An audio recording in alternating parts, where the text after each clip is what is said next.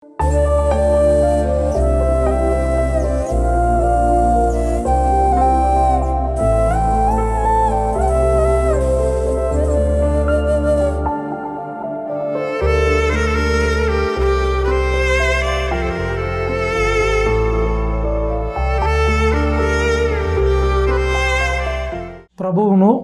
మన రక్షకుడును అయిన యేసుక్రీస్తు ప్రభుల వారి శ్రేష్ఠ నామాన్న మీ అందరికీ శుభములు వందనాలు తెలియపరుస్తున్నాను.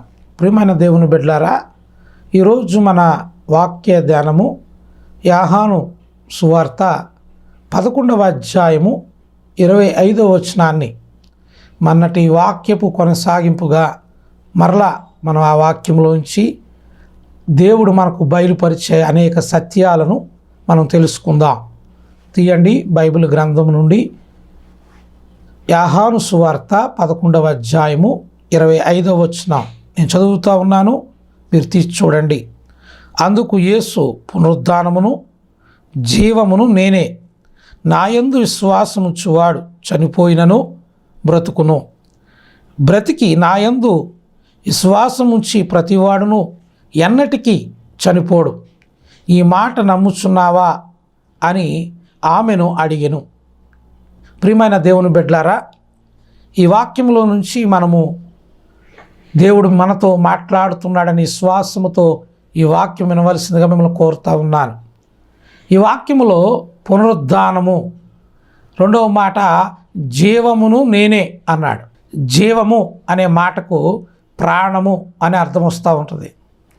అంటే ఈ లోకములో ప్రతి మనిషి జీవించటానికి లేక బ్రతికి ఉన్నాడంటే ఆయనే కారణమై ఉన్నాడు. దేవునికి స్తోత్ర. దేవాతి దేవుడు ఆయన కృపను బట్టే, ఆయన కనికరమును బట్టే, ఆయన దయను బట్టే నీవు నేను నేటికి ఈరోజు వరకు, ఈ నిమిషం వరకు మనం సజీవులుగా ఉన్నాం. దేవునికి స్తోత్ర. హల్లెలూయా. ఆయన జీవమై ఉన్నాడు. మనకు ప్రాణమును మనకు అనుగ్రహించువాడు ఆయనే.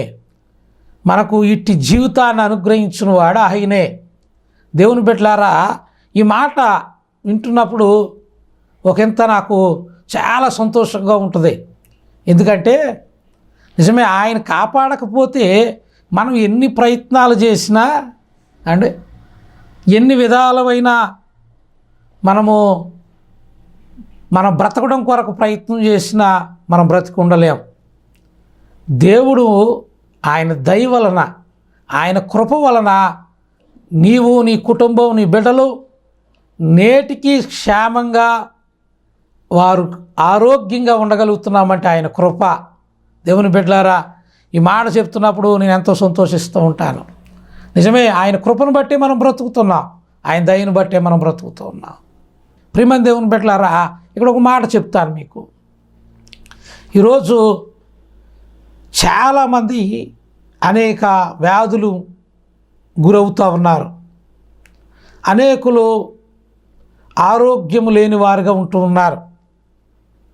నేను అంటాను, ఈ వాక్యం వింటున్న సోదరి, నిజమే, నీవు కూడా లోగడ ఎన్నో బలహీనతల్లో నీ జీవితం కొనసాగింది. అయితే వాటన్నిటి నుండి ఎవరు మనల్ని విడిపించగలరు అంటే దేవాతి దేవుడైన యేసుక్రీస్తు ప్రభుల వారు మాత్రమే. ఆయన అందుకని అంటాడు కదా, నేను పొందిన గాయముల వలన మీకు స్వస్థత కలుగును అని తెలియపరిచాడు. ఆయన పొందిన గాయముల వల్ల మనకు స్వస్థత ఉందండి, మనకు ఆరోగ్యం ఉందండి.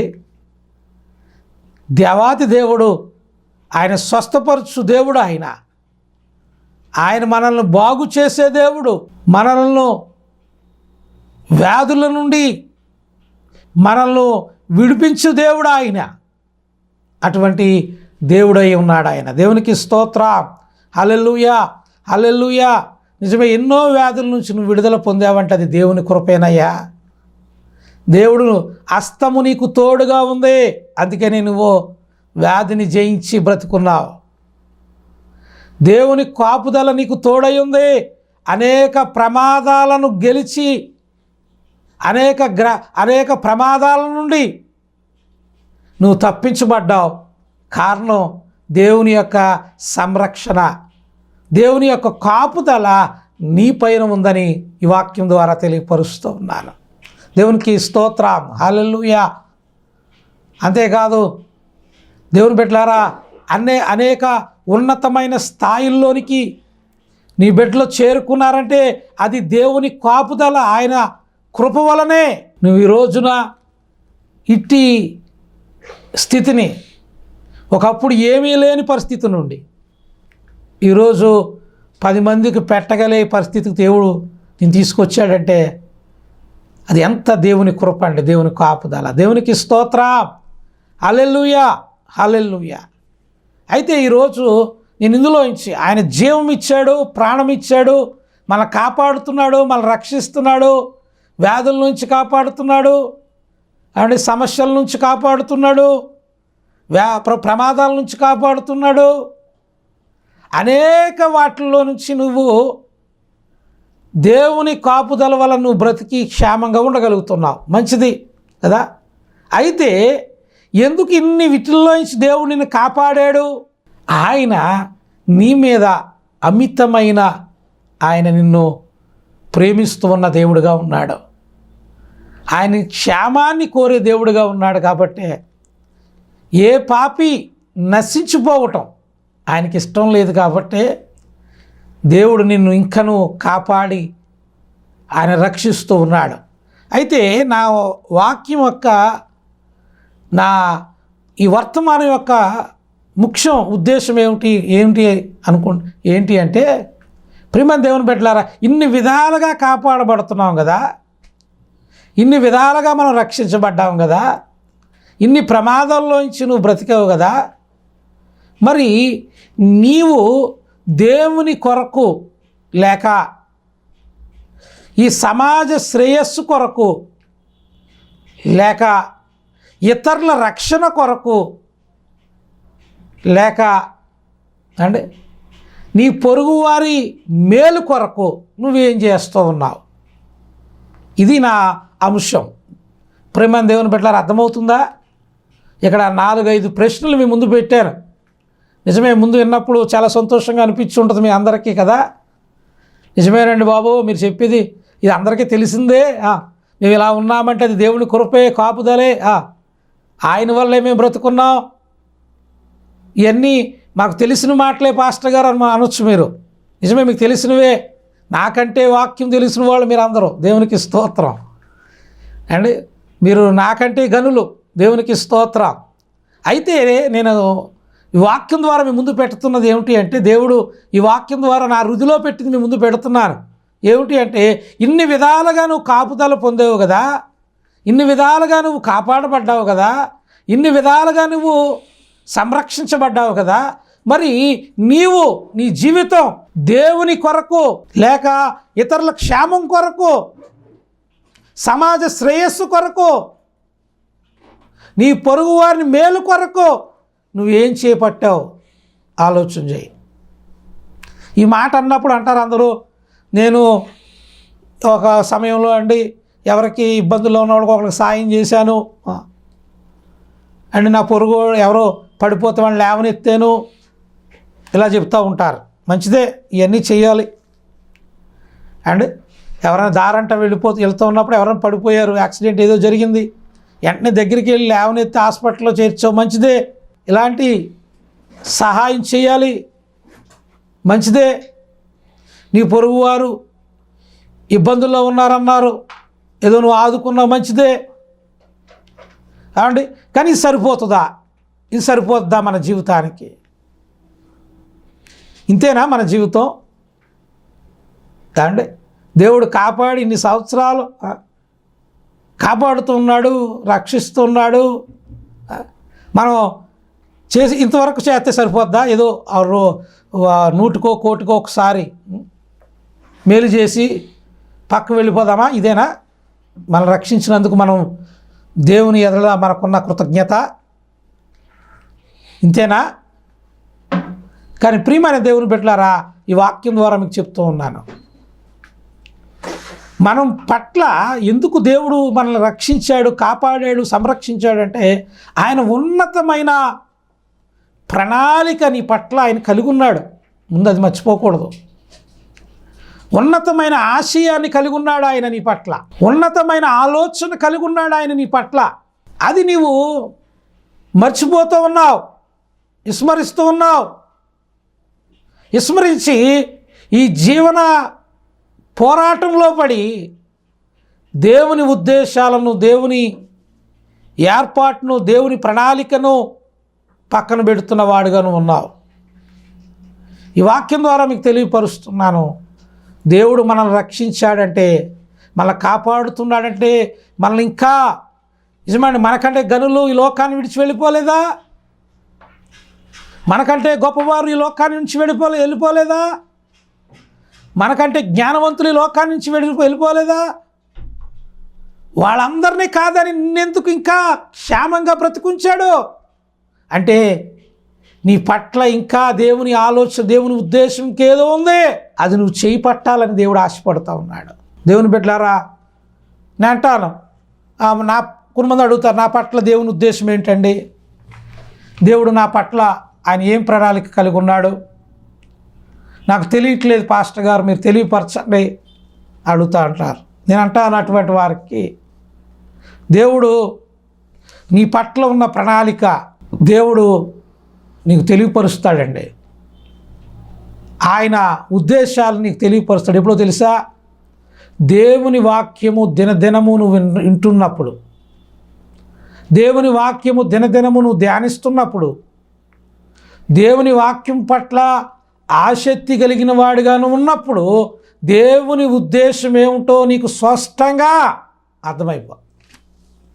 నువ్వేం చేయాలో దేవుడు స్పష్టంగా నీకు తెలియపరుస్తాడు. దేవుని వాక్యపు వెలుగులో మనం తెలుసుకుంటాం. కానీ ఈ రోజున వాక్యం మీద ఎంతమంది అంటే మనం లోకపు వాటికే మనము అలవాటు పడిపోయాం.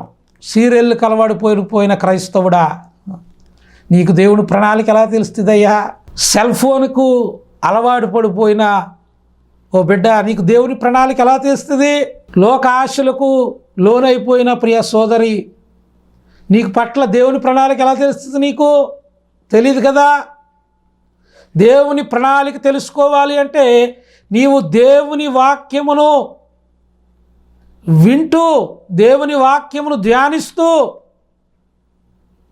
దేవుని మాటకు లోబడుతూ ఉన్నప్పుడు తప్పకుండా దేవుని ప్రణాళిక నీ పట్ల స్పష్టంగా ఆయన నీకు నీకు తెలియపరుస్తాడు, బయలుపరుస్తాడు. కానీ మనము ఎంత తెలివైన వాళ్ళు అంటే చాలామంది వాళ్ళు దేవుని వాక్యం వినకుండా వాళ్ళ ఇష్టానుసారం వారు స్వార్థపూరితమైన జీవితాలు గడుపుతూ అంటే ఈ లోకంలో భోగభాగ్యాల కొరకు లేక వేటిను ఆశించి బ్రతుకుతూ స్వార్థపూరితం ఇతరులది ఎలా దోచుకోవాలి, ఎలా తీసుకోవాలి, ఎలా లాక్కోవాలి, వాళ్ళకంటే నేను ఎలా సంపాదించాలి, వాళ్ళకంటే నేను ఎలా కూడబెట్టాలి, వీటి యొక్క ఆలోచనలో ఉంటూ కూడా అప్పుడప్పుడు ఇటువంటి ప్రసంగాలు విని అనుకుంటాం దేవుడు నా పట్ల ప్రణాళిక ఏంటి, నా పట్ల దేవుడు ఉద్దేశం ఏంటి? నువ్వు జీవిస్తున్న జీవితాన్ని బట్టి ఈనాటికే కాదు ఏనాటికి తెలియదు నువ్వు అలా బ్రతికితే. దేవుని ఉద్దేశం రావాలంటే ఆయన సన్నిధిలో ఆయన పాదాల దగ్గరికి రావాలి నువ్వు. అప్పుడే నీ పట్ల దేవుని ఉద్దేశం ఏమిటో తెలుస్తుంది. నిన్ను కాపాడిన దేవుడు, నిన్ను లేవనెత్తిన దేవుడు నీ పట్ల ఏ ఉద్దేశం ఉన్నాడో అది తెలుస్తూ ఉంటుంది. కొంతమంది ఇంకెంత భయంకరమైన పరిస్థితిలో ఉన్నారంటే, నేను ఎరుగుతున్న ఒక ఆమె ఏమీ లేని దుస్థితి అండి. పాపం ఇద్దరు పిల్లలు, భర్త ఏమో త్రాగుతూ ఉండేవాడు, ఇంటికి ₹1 కూడా తెచ్చేవాడు కాదు. ఆమె ఒక ఇంట్లో పనిచేస్తూ తన బిడ్డలను పోషించుకుంటూ ఉండేది. దేవుని తెలుసుకుంది, ప్రార్థన చేసినప్పుడు ఆ తల్లి శ్వాసం వచ్చినప్పుడు దేవుడు వారికున్న స్థితిగతులంతటినీ మార్చేశాడు. ఆ బిడ్డలు ప్రయోజకులు అయ్యారు. అండ్ ఈ చిన్న పూరు గుడిసెలో ఉండే ఆ ఇల్లు ఒక డాబా అయింది, ఒక బిల్డింగ్ అయింది. పిల్లలకు పెళ్లి చేసింది, వాళ్ళ పిల్లలు పుట్టారు, కుటుంబం అంతా ఆశీర్వాదకరంగా మలచబడిపోయింది. అయితే మలచబడిన తర్వాత ఆమె దేవుని సన్నిధికి వస్తమే మానేసింది. ఆశ్చర్యం కదా ఇది. అండ్ ఇన్ని మేళ్ళు దేవుడు మీ పట్ల చేస్తే, ఆ తల్లి పట్ల చేస్తే ఎంత కృతజ్ఞురాలై ఉండాలి దేవునికి, ఎంత విధేయతురాలి కలిగిన బిడ్డగా ఉండాలి. కానీ ఆమె ఏం చేసింది, దేవుని సన్నిధికి వస్తూ మానేసింది.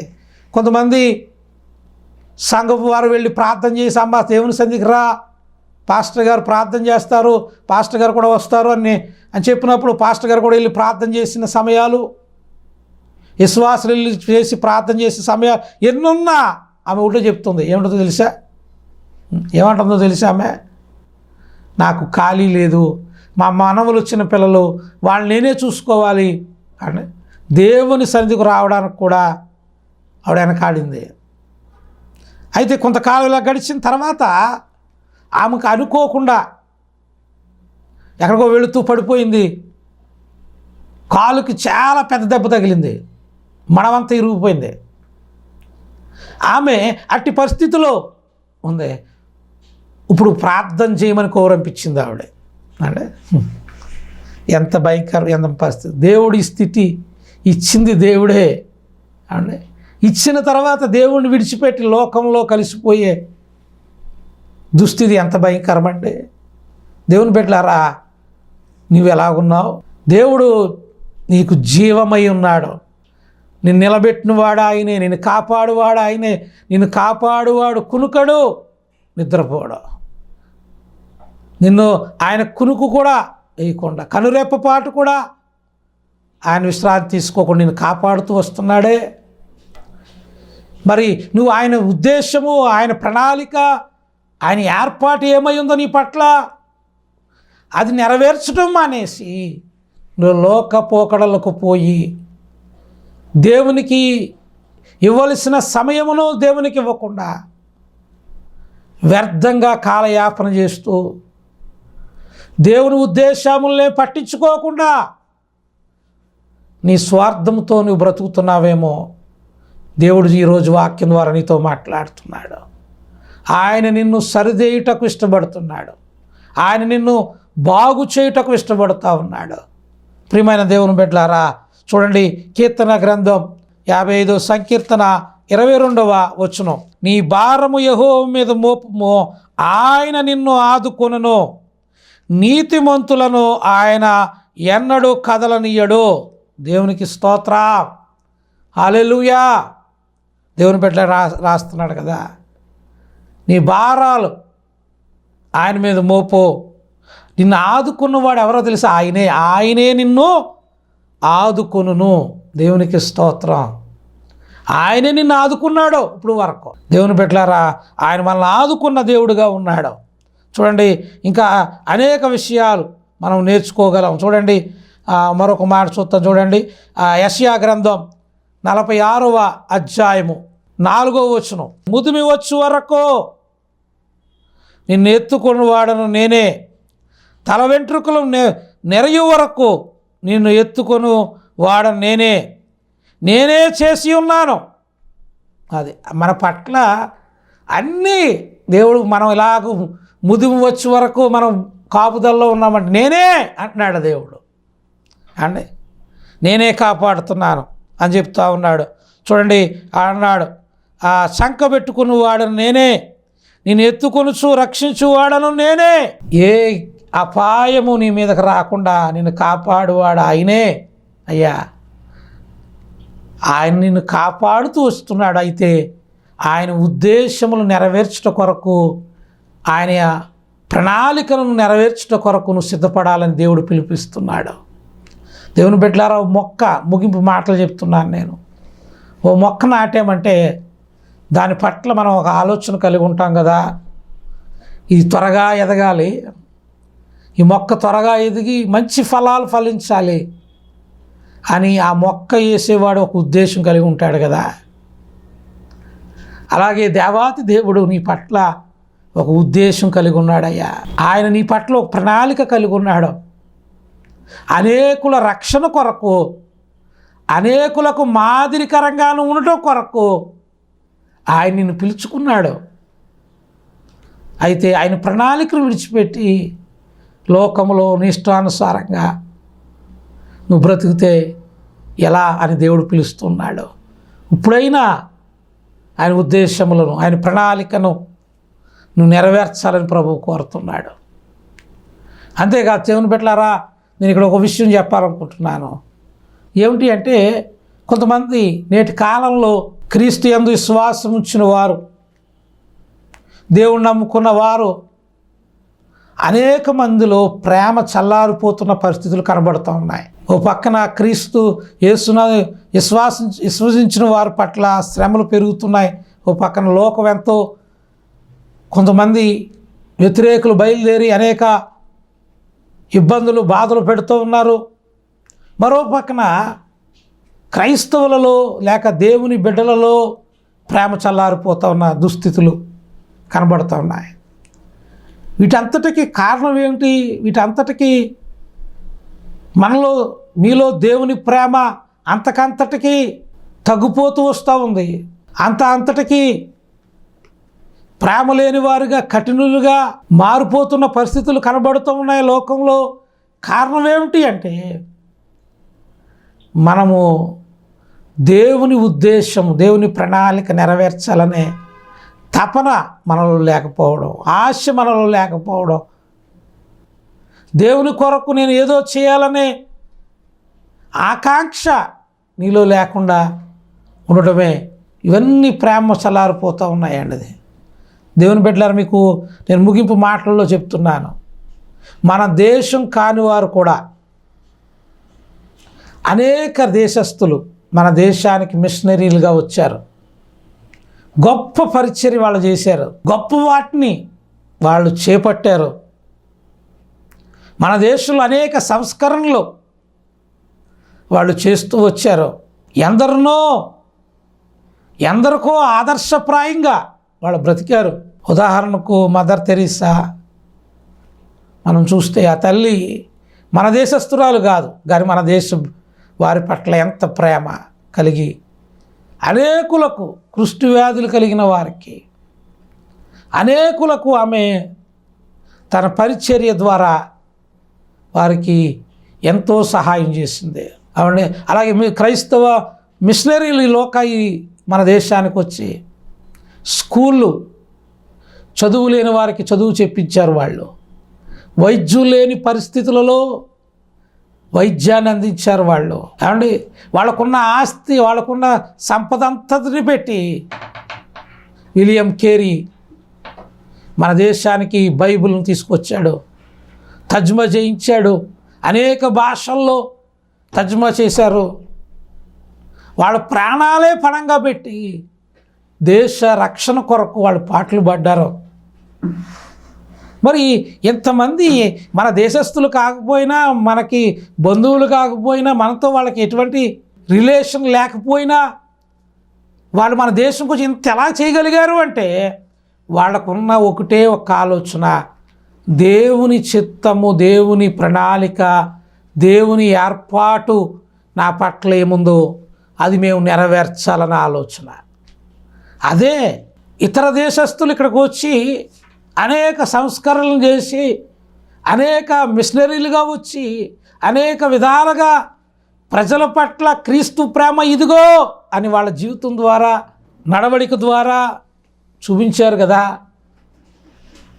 మరి ఈ లోకంలో ఈ దేశంలో పుట్టి, ఈ దేశంలో పెరిగి దేవుని ప్రేమ, దేవుని రక్షణ, దేవునిలో రక్షణ పొంది, మరి నీవు దేవుని ప్రణాళికను విడిచిపెట్టి అండ్ ఈ లోకపు గందరగోళంలో పడి దేవుని ఉద్దేశాలు విడిచిపెట్టి బ్రతుకుతున్నావేమో కదా. ఎంత విచారం అండి, ఎంత విచారం అంటాను. ఒక 10 మంది మిషనరీలు అక్కడి నుంచి ఇక్కడికి వచ్చినప్పుడు అంటాను, అక్కడ వారే 10 మంది వచ్చినప్పుడు ఇక్కడ వారు ఇంకెంతమంది అండ్ నిష్కల్పటంగా సేవ చేయటం కొరకు, నిష్కల్పటంగా దేవుని పరిచర్య, దేవుని ఉద్దేశం నెరవేర్చడం కొరకు, పని చేయటం కొరకు మనం ముందుకు ఉండాలి. కానీ మన దేశంలో చాలామంది అంటూ ఉంటారు, మంచి ఎంతగా ఉందో చెడు అంతే ఉందట. అంతేగా మన దేశంలో ఏమైపోయారంటే ఎక్కువ శాతం ఎవరు స్వార్థం వాళ్ళు చూసుకుంటామండి. అది వచ్చిన బాధ. నేను బాగుంటే చాలు, నా పిల్లలు నా కుటుంబం బాగుంటే చాలు, మేమే బాగుండాలి. కొంతమంది ఎంత భయంకరం అంటే ఇంకెవరిని ఎదగనివ్వరు. వాళ్ళు వాళ్ళ పిల్లలే ఉండాలి అక్కడ, ఇంకొకళ్ళు రాకూడదు, ఇంకొకళ్ళు ఎదగకూడదు. ఇటువంటి మనస్తత్వాలు ఎక్కువ ఈ రోజుల్లో కనబడుతూ ఉన్నాయండి. ఇటువంటి ఆలోచనలు కనబడుతూ ఉన్నాయి. కానీ దేవుని బిడ్డలారా, ఇది దేవుని ప్రణాళిక కాదు, ఇది దేవుని ఉద్దేశం కాదు. ఇతరులు మనం ఎదగటమే కాదు, మనము గొప్ప స్థితికి రావడమే కాదు, అనేకులు కూడా మనతో పాటు వారు కూడా ఉన్నతమైన స్థాయిలోకి రావాలి. ఇది మన ఉద్దేశం, మన ఆలోచన, మన జీవితం విధానం అయి ఉండాలి. దేవుని మన ప్రణాళిక అయ్యి మనం అటువంటి విధంగా మనం ముందుకు సాగాలి. కానీ మనం ఏం చేస్తున్నాం అంటే మన స్వార్థమే అన్నట్టు బ్రతుకుతున్నాం. నేను ముగించేస్తున్నానండి ఈ మాట ద్వారా. ఆయన జీవమై ఉన్నాడు. నువ్వు బ్రతికి ఇట్టి స్థితి ఈనాడు నువ్వు కలిగి ఉన్న ప్రతీదీ కూడా దేవుడిచ్చిందే. అయితే ఇవన్నీ తీసుకున్నావు, ఇవన్నీ పొందుకున్నావు, ఎన్నాటిలో నువ్వు కలిగి ఉన్నావు మంచిదే. కానీ దేవుడు నిన్ను ఈ ప్రసంగం ద్వారా లేకపోతే ఈ వాక్యం ద్వారా దేవుడు నిన్ను అడుగుతుంది ఏంటంటే, నేను నీ పట్ల ఉన్న ప్రణాళిక విషయం ఏం చేసావు, నీ పట్ల నేను కలిగి ఉన్న ఏర్పాటుని ఏం చేసావు, నేను నీ పట్ల కలిగి ఉన్న ఆ ఉద్దేశాన్ని ఏం చేసావు అని అడుగుతూ ఉన్నాడు. ఇప్పుడైనా మన స్వార్థాలు పక్కన పెట్టి దేవుని యొక్క ఉద్దేశం ప్రణాళిక కొరకు మనం అడుగులు వేద్దాం. దేవుడు అట్టి కృప మీ అందరికీ అనుగ్రహించునుగాక. ఆమేన్. ప్రార్థన చేసుకుందాం. కళ్ళు మూయండి, ప్రార్థన చేద్దాం. మహాపరిశుద్ధుడు అయిన తండ్రి, మహిమ కలిగిన దేవానికి వందనాలు. వాక్యము నీది ప్రభువా, నేను నీ వాడను. ఎవరైతే నీ వాక్యం విన్నారో నాయన, నిజమే మా పట్ల నీ ప్రణాళిక, నీ ఉద్దేశం, నీ ఏర్పాటు బహు అద్భుతమైంది నాయన. అది మేము గుర్తెరిగి నాయన, నీ చిత్తం, నీ ఉద్దేశం, నీ ప్రణాళిక మేము నెరవేర్చువారుగా మేము ఉండుటకు నీ కృప చూపండి. నీ సహాయము దయచేయండి ప్రభా. అట్టి విధంగా మమ్మల్ని బలపరచండి నాయన. ఏదైతే విన్నామో, ఏదైతే బోధించామో ప్రభా, ఆ వాక్యమునకు మేము కట్టుబడి ఉండి నాయన మా జీవితాలు మేము ముందుకు తీసుకువెళ్ళడానికి నీ కృప దయచేయమని ప్రభా, సమస్త మహిమ మీరు పొందమని యేసు నామమున ప్రార్థిస్తున్నాను తండ్రి. ఆమేన్. ఈ వాక్యం గనక మీకు ప్రోత్సాహకరంగా, ఈ ఆత్మీయ మేలు కొరకు ఈ వాక్యము ప్రయోజనకరంగా ఉన్నట్లయితే తప్పకుండా మాకు ఫోన్ చేసి చిన్న మీ ఫోన్ కాల్ మాకు ఎంతో ప్రోత్సాహాన్ని ఇస్తుంది. అంతేకాదు, మీకు ఎటువంటి ప్రార్థన అవసరతలు ఉంటే మా కొరకు మా నెంబర్కి, మరి డిస్ప్లేలో ఇవ్వబడిన నెంబర్కి ఫోన్ చేయండి. తప్పకుండా మీకోసం ప్రార్థన చేస్తాం. దేవుని బిడ్డలారా, మీకు ఏదైనా ఇబ్బందులు, వ్యాధి బాధల్లో ఉంటే మిమ్మల్ని కలిసి కూడా మీ గృహానికి వచ్చి కూడా మేము ప్రార్థన చేయడానికి మా టీం సిద్ధంగా ఉన్నాం. తప్పకుండా మీ గృహానికి వచ్చి మీరు మమ్మల్ని తప్పకుండా మీ ప్రార్థన అవసరం మాకు తెలియపరిస్తే తప్పకుండా మిమ్మల్ని కలిసి మేము ప్రార్థన చేస్తాం. మీరు మీ ఫోన్ కాల్ కొరకు మేము ఎదురు చూస్తాం. తప్పకుండా మీ కొరకు మేము పని చేయటానికి సిద్ధంగా ఉన్నాం. దేవుడు మమ్మల్ని ఈ పరిచయం ఇంకను నడిపించాలని కోరుతున్నాను. దేవుడు ముందుకు నడిపించాలని ప్రార్థన చేయండి. దేవుడి మాటలు దీవించునుగాక. ఆమేన్.